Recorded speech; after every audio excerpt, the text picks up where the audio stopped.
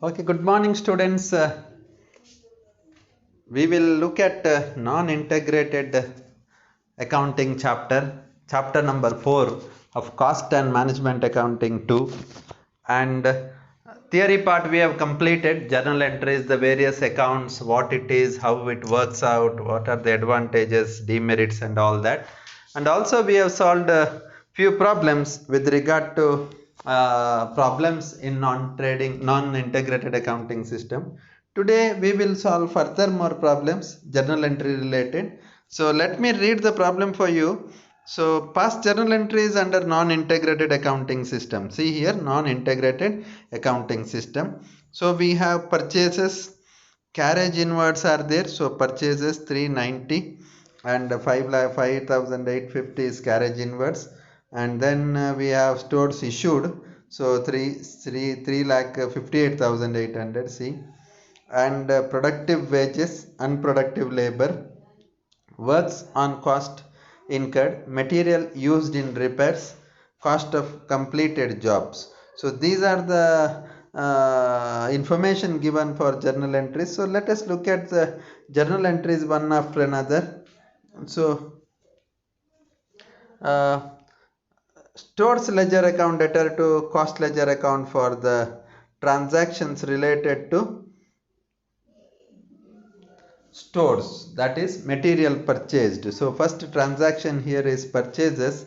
So purchases of material, stores ledger account debtor to cost ledger account 3,90,000 we have written. And then since carriage inwards is also related to this, you can have a combined entry of taking both the amounts together, or you can write separately. Stores ledger account debtor to cost ledger control account ಒಂದೇ, ಅದು 5,850 ನೋಡಿ, ಒಂದೇ entry ಆದ ಕಾರಣ ನೀವು ಅದನ್ನೇ ಒಂದೇ ಎಂಟ್ರಿಯಲ್ಲಿ ಬರೆಯಬಹುದಾಗ್ತದೆ. ಓಕೆ, ಸೊ ಒಂದೇ ಎಂಟ್ರಿ ಸಾಕಾಗ್ತದೆ. ಅದಕ್ಕೆ ಇಲ್ಲಿ 2 ಎಂಟ್ರಿ ಬರೆದಿದ್ದಾರೆ, ನೋ ಪ್ರಾಬ್ಲಮ್. ಸೊ ಒಂದೇ ಎಂಟ್ರಿ ಸಾಕು. Then materials issued, stores issued. So stores issue ಆಗಿದೆ. WIP ledger control account debtor to cost ledger control account ಅಂತ ಮೆಟೀರಿಯಲ್ ಇಶ್ಯೂ ಆಗಿದೆ ನೋಡಿ, 3,58,800. ಸೊ 3,58,800. ಸೊ ಇಲ್ಲಿ ಮೆಟೀರಿಯಲ್ ಇಶ್ಯೂ ಆದದನ್ನು ಬರೆದಿದ್ದೇವೆ ನಾವು, ಸೊ ನೆನಪಿರಲಿ. ಸೊ ಇದು ಸ್ಟೋರ್ಸ್ ಇಶ್ಯೂಡ್ ಆಗಿದೆ. ಈಗ ಪ್ರೊಡಕ್ಟಿವ್ ಲೇಬರ್ ಅಂತ ಎಂಟ್ರಿ. ಸೊ ಪ್ರೊಡಕ್ಟಿವ್ ಲೇಬರ್ಗೆ ನಿಮ್ಗೆಲ್ಲರಿಗೂ ಗೊತ್ತುಂಟು, ಪ್ರೊಡಕ್ಟಿವ್ ಮತ್ತು ಅನ್ಪ್ರೊಡಕ್ಟಿವ್ ಲೇಬರನ್ನು ನಾವು ಒಟ್ಟಿಗೆ ತೆಗೆದುಕೊಳ್ಬಹುದು. ಡೈರೆಕ್ಟ್ ವೇಜಸ್ ಮತ್ತು ಇಂಡೈರೆಕ್ಟ್ ವೇಜಸ್ ಅನ್ನು ನಾವು ಅನ್ಪ್ರೊಡಕ್ಟಿವ್ ಲೇಬರನ್ನು ಒಟ್ಟಿಗೆ ತೆಗೆದುಕೊಳ್ಬಹುದು. So productive wages 346 and unproductive 1,21,000. So ಅದನ್ನು WIP ledger wage control account debtor to, ನೋಡಿ ಅಲ್ಲಿ ಅವರು ಈ ಎಂಟ್ರಿ ಬರೀಲಿಲ್ಲ, ಡೈರೆಕ್ಟ್ ವೇಜಸ್ ಪೇಡ್ ಬರೀಲಿಲ್ಲ. ಸೊ ಇಲ್ಲಿ ಒಂದು ಎಂಟ್ರಿ ನೀವು ಬರೀಬೇಕಾಗ್ತದೆ, wages control account debtor to cost ledger control account. So ಇಲ್ಲಿ ಒಂದು ಎಂಟ್ರಿ ಬಿಟ್ಟಿದ್ದಾರೆ ಅವರು, wages control account debtor to cost ledger control account where direct wages and unproductive wages are paid. Okay, ಅದು ಒಂದೇ ಎಂಟ್ರಿ, ಡೈರೆಕ್ಟ್ ವೇಜಸ್ ಮತ್ತು unproductive wages pay ಆಗಿದ್ದಕ್ಕೆ. So wages control account debtor to cost ledger control ಅಂತ ಇಲ್ಲಿ ಒಂದು entry ಬರೀಬೇಕು. ಅಲ್ಲಿ ಅವರು ಜಾಗ ಬಿಟ್ಟಿದ್ದಾರೆ, ಆದರೆ ಅವರು ಎಂಟ್ರಿ ಬರೀಲಿಲ್ಲ. ಯಾಕಂದರೆ this is a notes taken from previous year student, as we do not have any material left behind to send it to you because of lockdown. So this is a notes sent by one of my student. So in this particular notes he has not mentioned one entry, and that entry is wage control account debtor to cost ledger control account. ಬರ್ದುಕೊಳ್ಳಿ ಬುಕ್ಕಲ್ಲಿ, ಇನ್ನೊಮ್ಮೆ repeat ಮಾಡ್ತೇನೆ. Wage control account debtor to wages control account debtor to cost ledger control account. Amount ಇಲ್ಲಿ ಬರೀಬೇಕಾದದ್ದು ನೋಡಿ, productive wages ಇದು 3,46,320 ಮತ್ತು 121,680 add ಮಾಡಿ ಬರೆಯಿರಿ. 4,67,800 4,68,000 ಆಗ್ತದೆ ಅಮೌಂಟ್.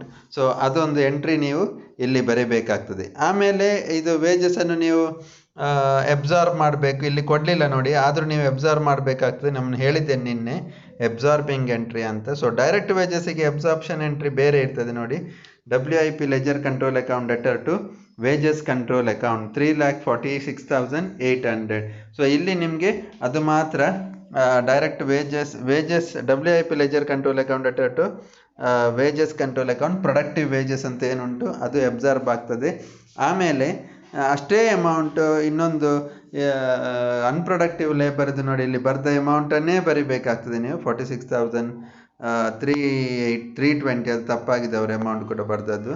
ಮತ್ತು factory overhead ledger account debtor to wages control for unproductive labour.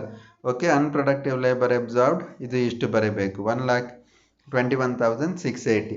ಈಗ ನಮಗೆ ಇಲ್ಲಿ ಪ್ರಾಫಿಟ್ ಆ್ಯಂಡ್ ಲಾಸ್ ಇರುವುದಿಲ್ಲ, ಯಾಕಂದರೆ ಇದು ಎರಡು ಕೂಡ ಸೇಮ್ ಆಗಿರ್ತದೆ. ಓಕೆ, ಅಮೌಂಟ್ ಸೇಮ್ ಇರ್ತದೆ. ಪ್ರೊಡಕ್ಟಿವ್ ಲೇಬರ್ ಮತ್ತು ಅನ್ಪ್ರೊಡಕ್ಟಿವ್ ಲೇಬರ್ ಎಬ್ಸಾರ್ಬ್ ಆದದಕ್ಕೆ ಪೇಡ್ ಆಗಲ್ಲ, ಎಬ್ಸಾರ್ಬ್ ಆದದ್ದು. ಸೊ ಈಗ ವರ್ಕ್ಸ್ ಓವರ್ ಹೆಡ್ಗೆ ನಾವು ಇದು ಮಾಡಬೇಕಾಗ್ತದೆ. ನೋಡಿ ಇಲ್ಲಿ ಟ್ರಾನ್ಸಾಕ್ಷನ್ ಉಂಟು, ವರ್ಕ್ಸ್ ಆನ್ ಕಾಸ್ಟ್ ಇನ್ಕರ್ಡ್ ಅಂತ. ವರ್ಕ್ಸ್ ಆನ್ ಕಾಸ್ಟ್ ಇನ್ಕರ್ಡಿಗೆ ಎಂಟ್ರಿ ಇಲ್ಲಿ factory overhead ledger control account debtor to ಅಥವಾ works overhead ledger control account debtor to cost ledger control account. ಆ ಅಮೌಂಟನ್ನು ಬರೀಬೇಕಾಗ್ತದೆ 3,48,400. ಮತ್ತು ಇಮಿಡಿಯೇಟ್ಲಿ ಅದು ಅಬ್ಸಾರ್ಪ್ಷನ್ ಆಗ್ತದೆ. ಅದು ಅಬ್ಸಾರ್ಪ್ಷನ್ ಆಗೋದು ಇದು WIP ಲೆಜರ್ ಕಂಟ್ರೋಲ್ ಇದಕ್ಕೆ. So WIP ledger control account debtor to factory overhead ledger control account 3,48,400 ಬರ್ತದೆ ನೋಡಿ ಇಲ್ಲಿ. ಸೊ ಇದು ನಮಗೆ ಅಲ್ಲಿ ವರ್ಕ್ಸ್ ಓವರ್ ಹೆಡ್ಡಿಗೆ. ಸೊ ವರ್ಕ್ಸ್ ಓವರ್ ಹೆಡ್ ಇದಾಗ್ತದೆ ಇಲ್ಲಿಗೆ. ಸೊ ವರ್ಕ್ಸ್ ಓವರ್ ಹೆಡ್ ಇದು ಒಂದು ಪೇಡ್, ಇದು ಮತ್ತೊಂದು ಅಬ್ಸಾರ್ಬ್ ಆದದ್ದು. ನೋಡಿ ಅಬ್ಸಾರ್ಬ್ ಆದದ್ದು ಕೊಡಲಿಲ್ಲ, ಆದರೂ ನಾವು ಎಂಟ್ರಿ ಬರೀಬೇಕಾಗ್ತದೆ ಸೇಮ್ ಅಮೌಂಟಿಗೆ. ಆಮೇಲೆ ನಮಗೆ ಬರುವಂಥದ್ದು material used in repair. So material use ಮಾಡಿದ್ದಾರೆ ರಿಪೇರಿಗೆ. ಸೊ ಅದು ಇಲ್ಲಿ ಬರ್ತದೆ ನೋಡಿ, factory overhead ledger control account debtor to stores ledger. ನೋಡಿ ಫ್ಯಾಕ್ಟ್ರಿ ಓವರ್ ಹೆಡ್ ಅಂದರೆ ಪ್ರೊಡಕ್ಷನಿಗೆ, ಇದು sorry ಫ್ಯಾಕ್ಟ್ರಿಯಲ್ಲಿ.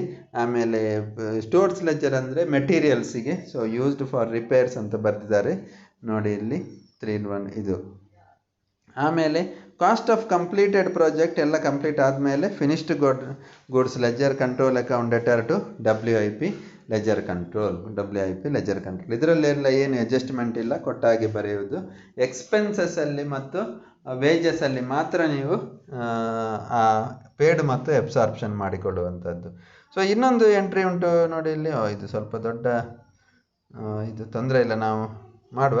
So material purchased on credit and materials purchased for special job on credit, cash purchase of materials returned to suppliers, materials issued to jobs, indirect material issued to jobs, materials returned to stores, materials transferred from job number 101 to 121.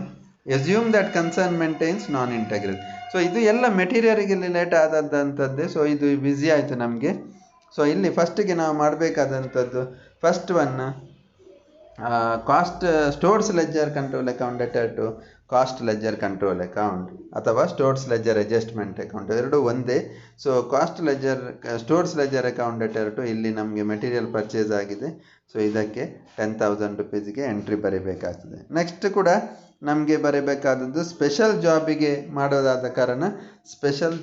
ಮಾಡಬೇಕಾದ ಕಾರಣ ನಾವು WIP ledger control account debtor to cost control ಅಥವಾ stores ledger adjustment. So ಇಲ್ಲಿ ನಾವು cost ledger control ಒಂದೇ, ಅದು cost ledger control.